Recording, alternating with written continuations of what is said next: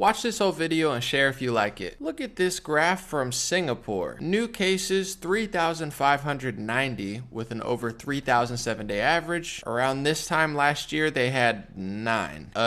This is bizarre because not that long ago, media was telling you Singapore is now the most vaccinated country. Singapore, the country most fully vaccinated against COVID-19 tracker finds. Reuters, Singapore fully vaccinates 80% of population against COVID-19. If you look at the data, they have over 80% of people fully vaccinated, but fully vaccinated to them means 2 shots, and in Israel, fully vaccinated now means 3 shots. So the experts from different countries don't seem to agree with each other on that, but over 3,000 cases experiencing record highs. But wait, the deaths have to be lower than they were last year, right? Well, no. There are 6 deaths on October 8, 2021, 0 October 8th, and most of that month in August. But you know, the Delta variant. I just found that interesting. No comment necessary. Perhaps even more interesting to me, being from the United States, is Vermont. Forbes in June. Vermont becomes the first state to vaccinate 80% of eligible population. Business Insider. Vermont is about to become the first state to reach herd immunity. Wow, that's a big prediction from Business Insider in July. So what did happen after July when they said it was going to reach herd immunity? Well, actually the exact opposite of what the mainstream media said. They experienced also record high cases. Let's compare October 8th, 2021, 281 cases with a 7-day average of 193. October 8th, 2020, 11 cases with 7-day average of 12. So the deaths must be lower, right? Well, no, there's 4 deaths on October 8th. There have been multiple days with 4 deaths in Vermont, which doesn't seem like a lot, but if you check their data, they didn't have a single death in 2020 before we even had a vaccine in the COVID data. From August 7th, 2020 to November 6th, 2020. Not a single death in that time period. This year, not so lucky. So it must be all the unvaccinated dying, right? Well, I mean, it has to be because the governor even said, this is now a pandemic of the unvaccinated, Vermont's governor. Apparently a Republican. Wow. But one thing he won't tell you is that in the last 2 weeks of data released as of making this video, 15 of 16 of the deaths actually came from vaccinated people, according to vtdigger.org,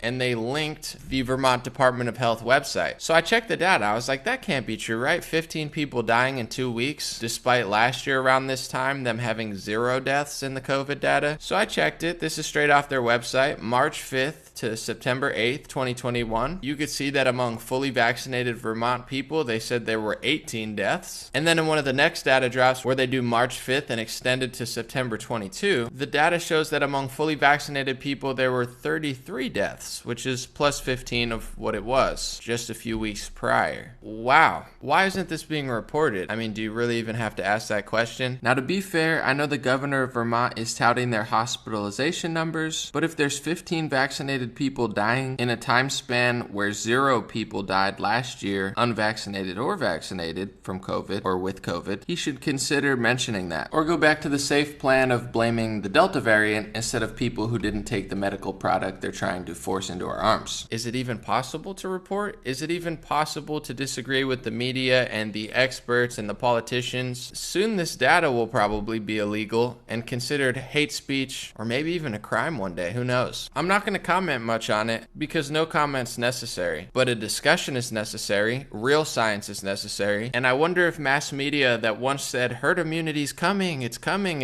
to herd immunity's mythical, it might not even be real, but still we're gonna get there, but we're not sure. I wonder if they'll ever apologize or admit that scaring the whole population into stress, fear, and unhealthiness isn't healthy, considering that we know that fear weakens our immune system and can cause cardiovascular damage, gastrointestinal problems such as ulcers and irritable bowel syndrome, and decreased fertility. It can lead to accelerated aging and even premature death, according to takingcharge.chs.umn.edu. But I mean, no matter how bad the situation is at hand, I think we should be calm, rational, and have strong leaders with good directions. That's not what we have now. Let me know what you think in the comment section. God bless you, and let's open the discussion before they create an entire monopoly on critical thinking. It's beanie season, so check out godblesshats.com where I have a black beanie, also a white hat, a black goddess gray shirt. We're working on more stuff for the winter. Patreon.com/raretalk. Thank you to everybody who supports my news analysis. It's greatly appreciated. And thank you to everybody signing up to my free email list at stayintouchwithme.com and following on Telegram at DreamRareChat. Have an amazing day, and I'll be back soon.